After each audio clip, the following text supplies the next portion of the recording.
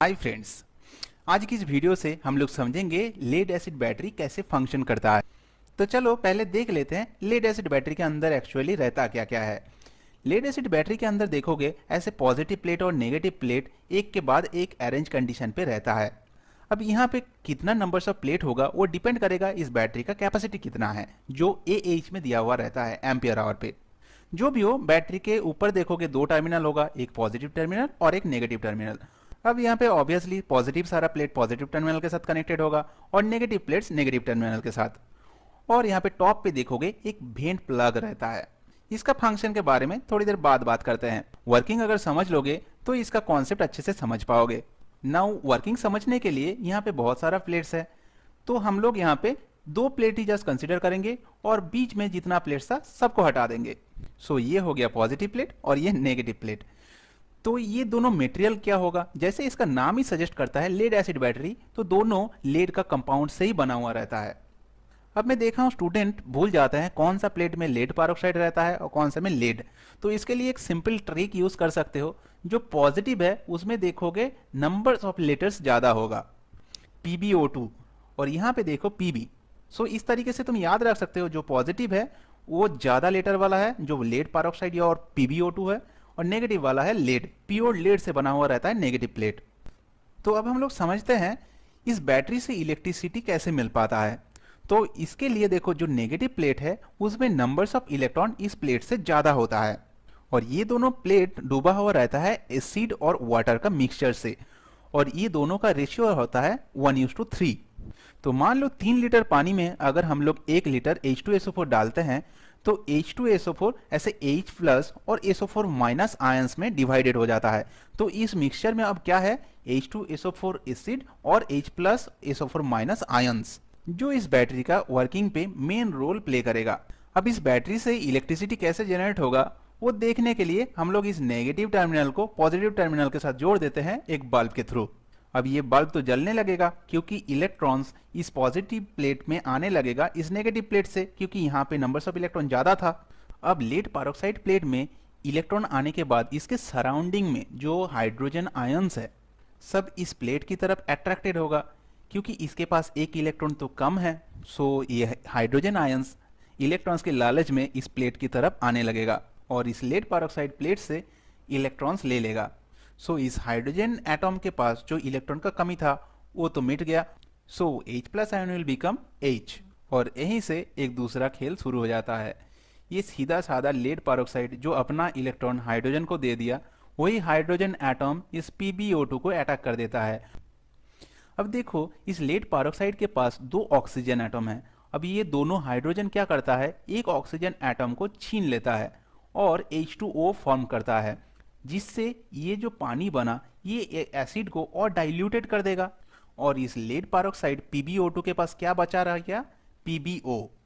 तो यहाँ पे लेड पैरोक्साइड का गलती क्या था, गलती था इसके पास जो दो इलेक्ट्रॉन आया था वो इस हाइड्रोजन एटम को दिया था, जिसके कारण PbO2 बन गया PbO। अब यहाँ पे खेल खत्म नहीं होता है। ये जो प्योर H2SO4 है वो PbO2 के साथ डायरेक्टली रिएक्ट नहीं कर सकता, लेकिन PbO के साथ रिएक्ट कर सकता है। सो ये H2SO4 भी इस प्लेट को अटैक करता है, जिससे बन जाता है PbSO4, मतलब लेड सल्फेट क्रिस्टल। अब मुश्किल ये है ये सॉलिड फॉर्म में होता है, मतलब इस प्लेट में ये जम जाता है। सो इसे समझ सकते हो जितना देर तक ये बैटरी डिस्चार्ज होगा इस पॉजिटिव प्लेट पे लेड सल्फेट का क्रिस्टल जमा होना शुरू हो जाएगा।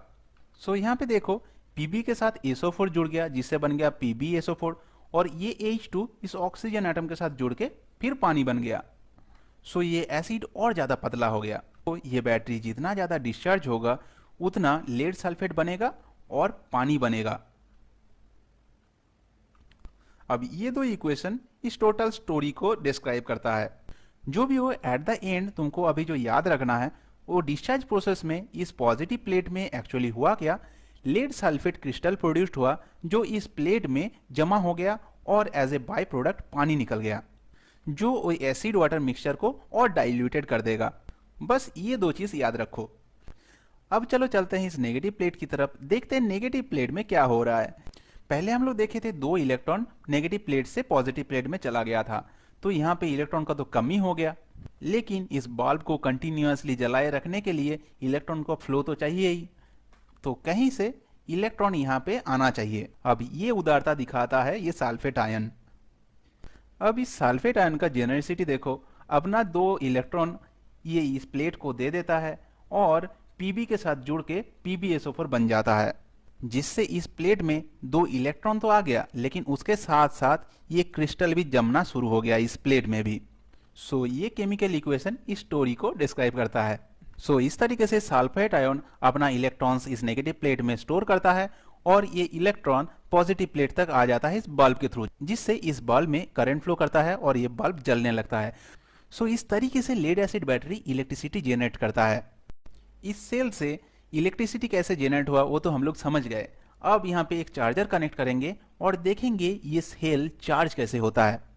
तो अब इस सेल का कंडीशन उसी कंडीशन पे है जब ये हाफ डिस्चार्ज हुआ है, मतलब यहाँ पे देखो कुछ कुछ क्रिस्टल्स है और यहाँ पे पानी भी है जो इस मिक्सचर को थोड़ा सा डाइल्यूटेड भी किया है। डिस्चार्ज प्रोसेस के ये दोनों प्रोडक्ट से हम लोगों को प्रॉब्लम है। ये लेड सल्फेट क्रिस्टल किस तरीके से प्रॉब्लम क्रिएट करता है, देखो ये क्रिस्टल यहाँ पे अगर सॉलिड फॉर्म में जम गया ना, तो इस प्लेट का जो इलेक्ट्रॉन होल्डिंग कैपेसिटी होगा, मतलब इस प्लेट में कितना इलेक्ट्रॉन ये रख सकेगा, वो कैपेसिटी कम हो जाएगा। और इस बैटरी का प्रॉपर फंक्शनिंग के लिए H2SO4 और पानी का मिक्सचर 1:3 रेशियो में होना चाहिए। लेकिन डिस्चार्ज प्रोसेस में हम लोग देखें बहुत सारा पानी प्रोड्यूस्ड हो जाता है, जो इस मिक्सचर को, एसिड वाटर मिक्सचर को पतला बना देगा, जिससे बैटरी ठीक तरीके से फंक्शन नहीं कर पाएगा। चार्जिंग प्रोसेस में ये दोनों प्रॉब्लम रिमूव्ड हो जाता है। चार्जिंग पे डालने पे ये सेल में ये प्रॉब्लम कैसे रिमूव्ड होता है, चलो देखते हैं। देखो चार्जिंग में एक्चुअली क्या होता है, ये जो नेगेटिव प्लेट है उसको नेगेटिव टर्मिनल ऑफ चार्जर के साथ जोड़ा जाता है और पॉजिटिव प्लेट को पॉजिटिव के साथ। लेकिन यहाँ पे जो सेल वोल्टेज है उससे चार्जर का वोल्टेज ज़्यादा होना चाहिए। फर्स्ट केस में हम लोग पॉजिटिव प्लेट को पहले कंसिडर किए थे, उसके बाद लेड वाला प्लेट मतलब नेगेटिव प्लेट को कंसिडर किए थे। अब चलो इसका उल्टा करते हैं, पहले नेगेटिव प्लेट को कंसिडर करेंगे, देखेंगे नेगेटिव प्लेट में ये क्रिस्टल कैसे रिमूव होता है। उसके बाद आते हैं पॉजिटिव प्लेट पे। देखो यहाँ पे नेगेटिव टर्मिनल के साथ जैसे ही यहाँ पे जोड़ दोगे तो क्या होगा, इसका सराउंडिंग में जो H+ आयन है, पॉजिटिव आयन्स है, वो इस प्लेट की तरफ अट्रैक्टेड हो जाएगा और इस लेड प्लेट से इलेक्ट्रॉन्स छीन लेगा, जिससे H+ बन गया H।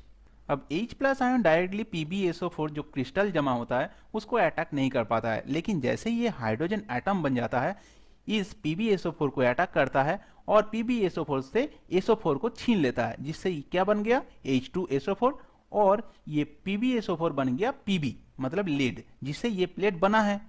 सो यहाँ पे हाइड्रोजन एटम के हेल्प से जो लेड सल्फेट का क्रिस्टल था वो रिमूव हो गया और एज ए बाय प्रोडक्ट हम लोगों को क्या मिला, एसिड H2SO4।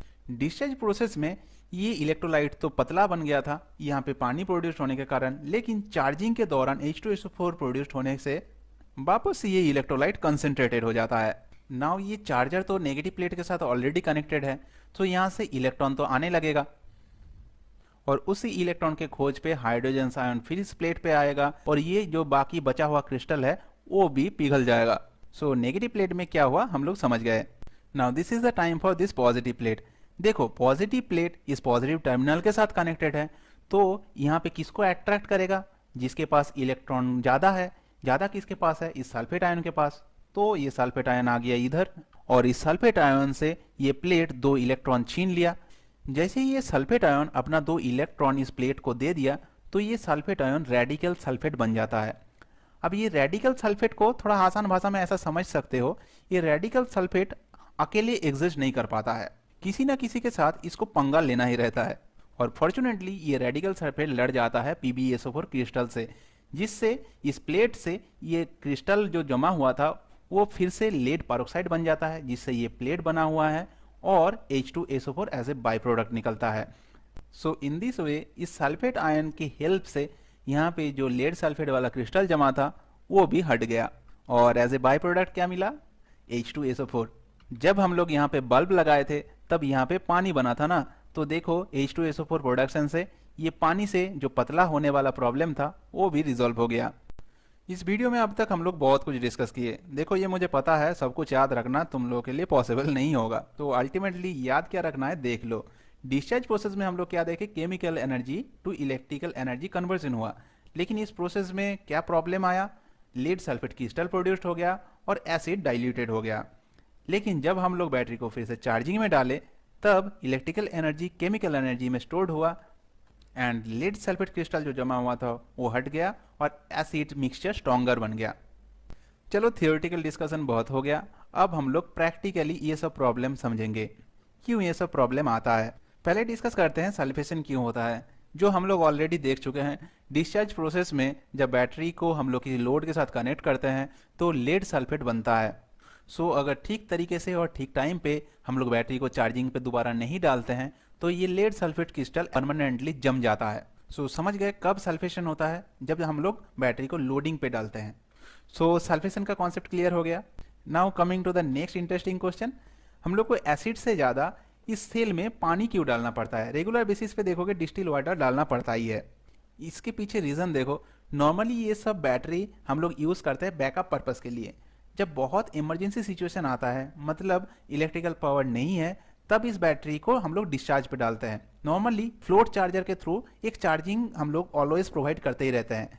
तो जब चार्जिंग कंटिन्यूअस होता रहता है तो हम लोग क्या देखे थे, एसिड प्रोड्यूस होता है। कभी कभी होता क्या है, बहुत दिन तक बैटरी डिस्चार्ज नहीं होने के कारण ये एसिड वाटर मिक्सचर जो 1:3 में रहता है उसमें एसिड का अमाउंट ज़्यादा हो जाता है।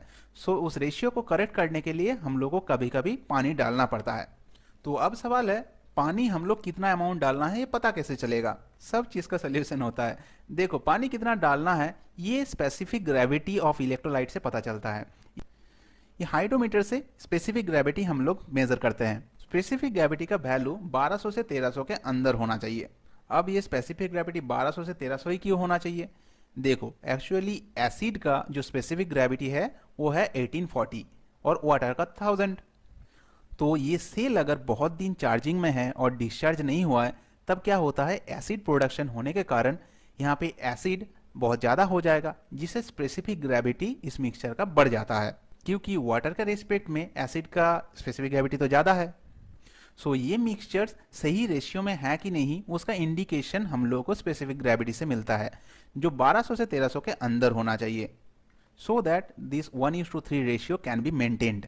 मान लो अगर इस मिक्सचर में ज़्यादा पानी हो गया तब स्पेसिफिक ग्रेविटी इसका क्या होगा बोलो, इसका स्पेसिफिक ग्रेविटी गिर जाएगा, तब तुमको एसिड डालना पड़ेगा। और अगर इस मिक्सचर का स्पेसिफिक ग्रेविटी बढ़ गया तो वाटर डालना पड़ेगा। अब चलो बूस्ट चार्जर वाला कॉन्सेप्ट भी क्लियर कर लेते हैं। देखो हम लोग क्या बोले थे, अगर बैटरी को हम लोग बहुत देर तक लोड के साथ कनेक्टेड रखते हैं तब क्या होता है, बैटरी डिस्चार्ज होता है और डिस्चार्ज प्रोसेस में लेड सल्फेट क्रिस्टल इस प्लेट पे जमा होता है। सो अगर बैटरी को हम लोग क्विकली चार्ज ना करके ओनली फ्लोट चार्जर यूज़ करते तो क्या प्रॉब्लम हो सकता था, जो लेड सल्फेट क्रिस्टल इस प्लेट पे आया था वो परमानेंटली जम सकता था, जो बैटरी को डैमेज कर सकता है। सो इसीलिए जब बैटरी डीप डिस्चार्ज हो जाता है, बूस्ट चार्जर यूज़ करके हम लोग बहुत जल्दी चार्जिंग प्रोसेस को कंप्लीट करते हैं, जिससे लेड सल्फेट क्रिस्टल रिमूव होना आसान रहता है। इस क्रिस्टल को जितना ज़्यादा टाइम दोगे उतना इस प्लेट के साथ परमानेंटली जम जाएगा। तो बैटरी को परमानेंटली डैमेज के हाथ से बचाने के लिए हम लोग बूस्ट चार्जर यूज़ करते हैं। Now this is the last concept, battery के ऊपर लगा हुआ वेंट प्लग के बारे में थोड़ा समझ लेते हैं। This is one of the important component of this cell. देखो बैटरी जब फुल्ली चार्ज हो जाता है तो बैटरी के अंदर गैसिंग शुरू होता है, मतलब ऑक्सीजन और हाइड्रोजन प्रोड्यूस होना शुरू होता है। सो ये वेंट प्लग क्या करता है, उस ऑक्सीजन और हाइड्रोजन को पाथ प्रोवाइड करता है बाहर निकलने के लिए। इस प्लग में बहुत सारा पोर्स होता है जिससे ये गैसेस बाहर निकल सकता है। So that's all for today, मिलते हैं अगले वीडियो में। I hope you have enjoyed the concept. Thank you.